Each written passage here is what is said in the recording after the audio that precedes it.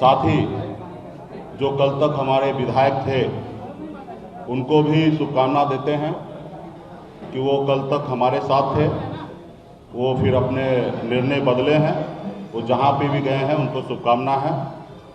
उसके साथ साथ भारतीय जनता पार्टी को भी शुभकामना देते हैं कि 74 विधायक बनाने में सनत मल्ला का योगदान था और हम लोगों ने मिलकर उनको 74 विधायक बनाए और उसके बावजूद भी बिहार में 2 नंबर की पार्टी बनी और उसके बाद हमारे 3 विधायक मिलाने के बाद वो अभी 77 हो गए और बिहार का 1 नंबर का पार्टी हो गए, बड़ी पार्टी बन गए।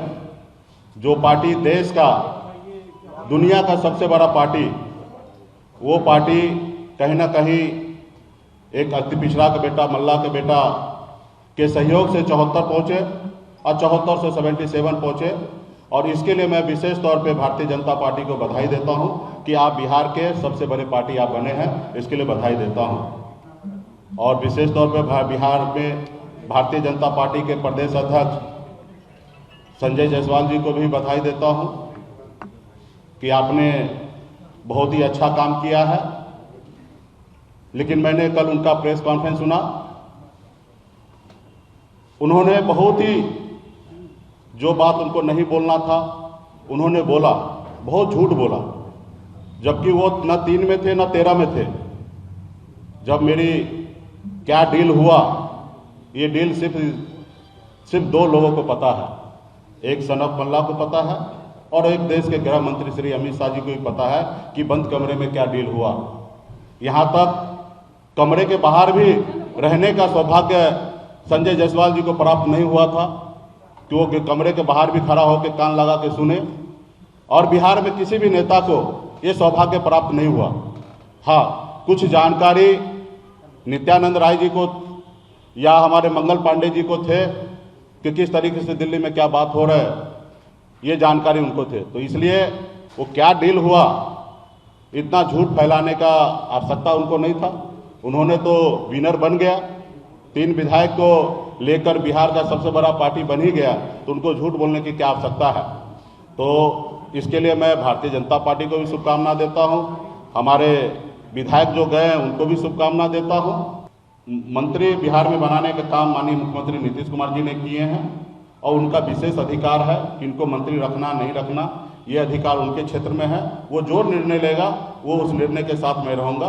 माननीय मुख्यमंत्री जी जो भी निर्णय लेंगे उन निर्णय के साथ रहेंगे, इसकी जवाब आपको माननीय मुख्यमंत्री जी देंगे। देखिए, हमारे विधायक कहीं गए, यही स्पष्ट हो रहा है, विधायक भी यही बोल रहे हैं। तो वो गए क्योंकि हमें तो अपने समाज के गरीब लोगों के हक अधिकार के लिए लड़ाई लड़ना, उनके लिए काम करना।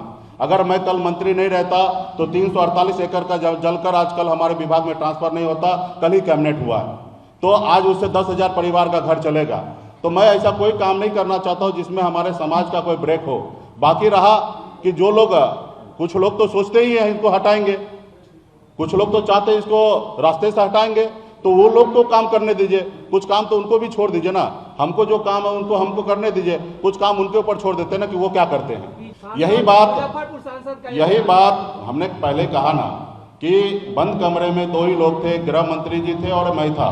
उस बीच में जो भी डील हुआ 2 ही लोगों को पता है और बिहार के कोई भी नेता गेट तक भी जाने का उनका ये नहीं था कि कान लगा के सुनेंगे। तो ये बात को स्पष्ट माननीय गृह मंत्री जी कर देंगे तो ये बात को मैं भी सत्य मान लूंगा। इस बात को गृह मंत्री जी को जिस तरीके से संजय जायसवाल जी बोले हैं या अन्य नेता बोल रहे हैं, वही बात को गृह मंत्री जी अगर सामने आके मीडिया के सामने बोल देंगे तो इस बात को 100% सच मान लूंगा और इसके आगे एक भी शब्द नहीं बोलूंगा।